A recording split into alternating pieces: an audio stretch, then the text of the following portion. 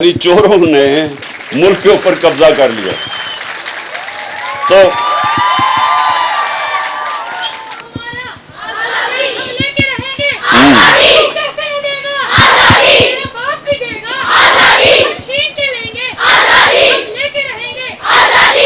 जी, आप आजादी तब लेंगे, आप तब लेंगे। हर जगह जरदारी और शरीफ बैठे हुए हैं, चोरी कर रहे हैं, मुल्क का पैसा बाहर लेके जा रहे हैं और दूसरों से भीख मांग रहे हैं कि जी हमें डॉलर्स भेज दो। चोर ऊपर बैठ गए हैं। एक इंग्लिश में सेइंग है कि lunatics have taken over the asylum, कि पागलों ने पागल खाने पे कब्जा कर लिया। यानी चोरों ने मुल्क के ऊपर कब्जा कर लिया। तो अब वो हर रोज उनके केस माफ हो रहे हैं। पहले कानून बनाते हैं खुद कानून बनाते हैं, असेंबली में जाके नैब लॉ में अमेंडमेंट करते हैं, फिर बारी बारी इनके केस खत्म हो रहे हैं अब चोरों के। तो इतनी मैं इनको बार बार कहता हूं कि फिर जेल खोल दें। वो बेचारे गरीब लोगों का क्या है, वो जो गरीब सारे जेलों में भरे हुए हैं। और इसलिए ये याद रखें कि जब तक हम इसके लिए जद्दोजहद नहीं करेंगे, ये जो अब हमारे साथ मुल्क से हो रहा है, ये अगर हम अब खड़े इसके लिए नहीं होंगे तो वो फिर कौमें तबाह हो जाती हैं। कुरान की आयत है कि मेरी जमीन पे निकल के देखो कितनी कौमें तबाह हुई जो मेरे हुक्म पे नहीं चली। कौमें रहती नहीं हैं, तबाह हो जाती हैं। यूगोस्लाविया नहीं है अब, पहले एक हमारे जमाने में एक मुल्क था, वो खत्म हो गया। सोवियत यूनियन नहीं रही अब, वो रशिया वो थोड़ा सा रह गया। हमारे होते होते ईस्ट पाकिस्तान अलहदा हो गया, बांग्लादेश बन गया। तो ये ना समझे कि मुल्क रह जाते हैं। जब तक मुल्क अपनी इंसाफ के लिए जद्दोजहद नहीं करते, अपने हकूक के लिए, अपने राइट्स के लिए, अपनी आज़ादी के लिए कौमें नहीं खड़ी होती, वो फिर कौमें तबाह हो जाती हैं।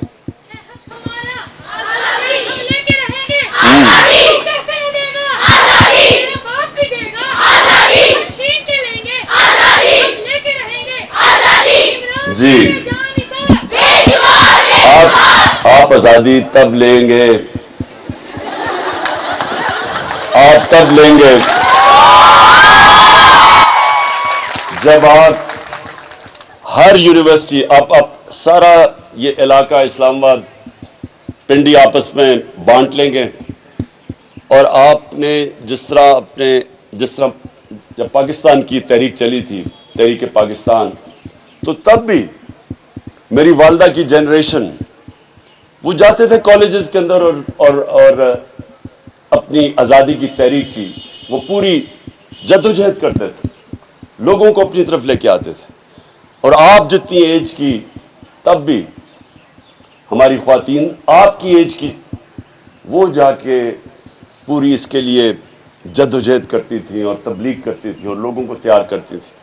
इसलिए आपने बड़ा ये जो वक्त है, ये फैसला कौन वक्त है पाकिस्तान की तारीख में।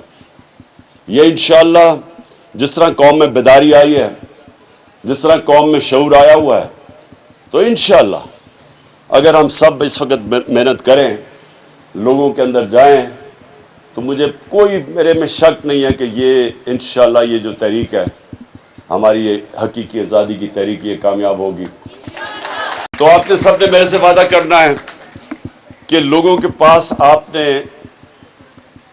पास जाना है, मेंबरशिप करनी है। नायला, मुझे बड़ा पसंद आया आपका जज्बा और जुनून था, और आप में जो शऊर था, यानी जो आपने कई बातें की, वो मैंने बड़े बड़े देर में जो पॉलिटिक्स में लोग रहते हैं उनसे नहीं सुनी वो बातें। क्योंकि देखें, दो चीजें होती हैं पॉलिटिक्स, आपने समझ ली है।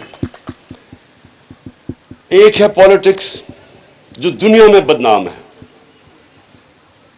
आदमी या औरत पॉलिटिक्स में आती है अवाम की खिदमत करने के लिए और वादे करती है कि मैं खिदमत करूंगी अवाम की या करूंगा, और उसके बाद खुद पैसे बनाने शुरू हो जाते हैं, लोगों को लूटना शुरू हो जाते हैं। और दूसरे हैं जो पॉलिटिक्स को इबादत समझते हैं, जो पैगंबरों का रास्ता था, वो भी स्टेट क्राफ्ट थी। नबी सल्लल्लाहु अलैहि वसल्लम ने भी मदीना की रियासत संभाली थी, लेकिन वो एक इबादत में कन्वर्ट हो जाती है, क्योंकि उन्होंने लोगों की जिंदगियां बदल दी, इंसानों को उठा दिया, फलाई रियासत बना दी, इंसाफ कर दिया, हुकूक दे दिए। वो भी पॉलिटिक्स है। तो दो पॉलिटिक्स है, एक कायदे आजम की है, एक इन चोरों की है। और आप जो पॉलिटिक्स करेंगे वो इबादत, आपकी इबादत में शामिल होगी, क्योंकि आप अपनी जात के लिए नहीं करेंगे, आप अपनी कौम के लिए करेंगे। जिस तरह कश्मीर के लोग हैं जो मकबूजा कश्मीर में, यानी वो किन मुश्किलों में उनकी ख्वातीन निकलती हैं, जुल्म होता है, लेकिन वो बार बार कुर्बानियों के बार बार निकलती रहती हैं, क्योंकि वो सबको समझते हैं कि गुलाम कौम कभी खड़ी नहीं हो सकती। गुलाम सिर्फ अच्छे गुलाम बन सकते हैं, सिर्फ आज़ाद कौमें ऊपर जाती हैं। और वही जो मैंने फिर से कहा कि मदीना की रियासत हमारे लिए हमेशा के लिए एक मिसाल है, मुसलमानों के लिए, कि कैसे एक इंसान बदले, और वो दुनिया की उन्होंने इमामत की। और इसलिए अल्लाह कहता है कि उनके रास्ते पे चलो, हमारी बेहतरी के लिए, कि अगर हमने इससे निकलना है, जिस दलदल में हमें फंसाया हुआ है, कर्जे ले ले के, वो हमारा वो शहबाज शरीफ जाता है हर जगह, कहता है जी देखे मैं भीख तो नहीं मांग रहा, मैं मजबूर हूं, हाँ मजबूरी है, मैं भीख तो नहीं मांगना चाहता, लेकिन मैं मजबूर हूं, मैं मांगने नहीं आया। तो वो असल में सारी कौम को जलील करता है। खुददार कौमों की इज्जत होती है, जो इंसान अपनी इज्जत करवाता है उसकी इज्जत होती है। आप अपनी अगर इज्जत नहीं करवाएंगे, दुनिया आपकी इज्जत नहीं करेगी। दुनिया के सामने हाथ फैलाएंगे, कोई इज्जत नहीं करेगा। तो इंशाअल्लाह मैं आपकी सबकी अब ड्यूटी लगा रहा हूं।